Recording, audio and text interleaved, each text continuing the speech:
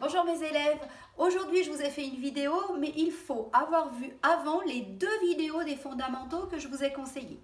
Alors c'est parti, nous allons apprendre comment passer d'une écriture fractionnaire à une écriture décimale, c'est-à-dire d'une écriture en fraction à une écriture en virgule, et on va apprendre aussi à faire le contraire, de passer d'une écriture à virgule à une écriture fractionnaire. Donc on va tout de suite prendre un premier exemple. Je vous donne 32 dixièmes.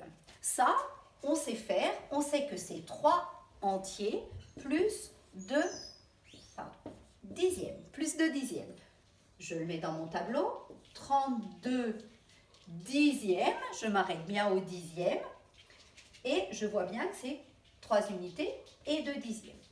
Eh bien, au XVIe siècle, on s'est rendu compte que cette écriture n'était pas du tout facile à manipuler, et on a inventé un nouveau symbole. Ce symbole, c'est la virgule.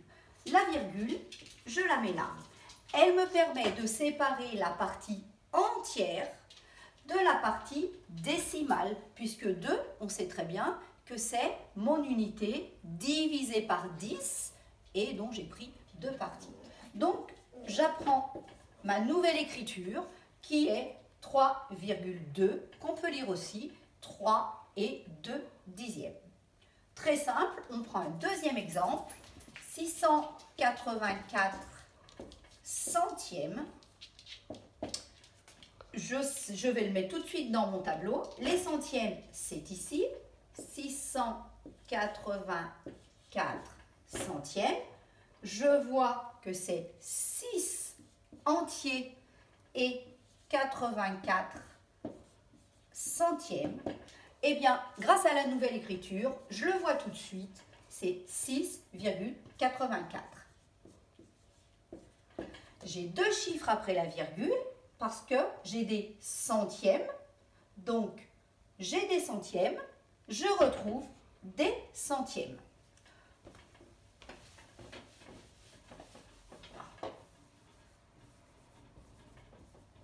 Je vous fais un dernier exemple dans ce sens.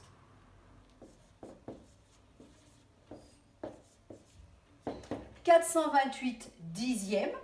Eh bien, tout de suite, je sais que j'aurai des dixièmes. Les dixièmes, c'est un chiffre après la virgule. Je vois que ça fait 42,8. Pour me rassurer, je mets dans mon tableau, les dixièmes, ça s'arrête là. 428 dixièmes.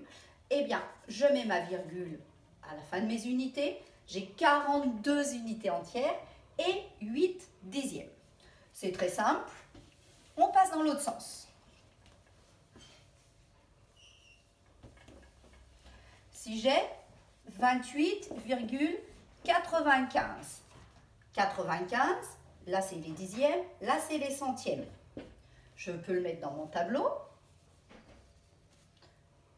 Les 28,95.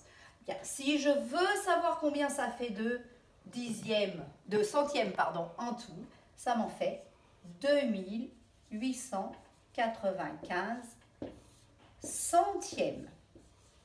J'avais des centièmes, je retrouve des centièmes. Un dernier exemple.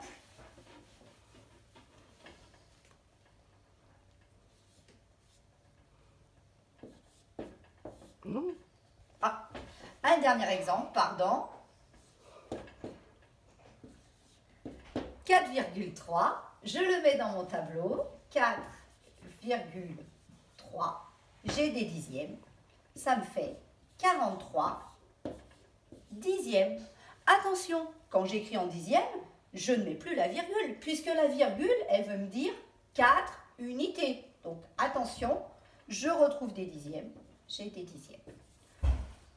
C'est assez facile, je pense que vous avez compris. Maintenant, vous pouvez faire le travail et vous aurez tout juste. Je vous dis au revoir, j'ai hâte de vous revoir, alors je vous dis à bientôt.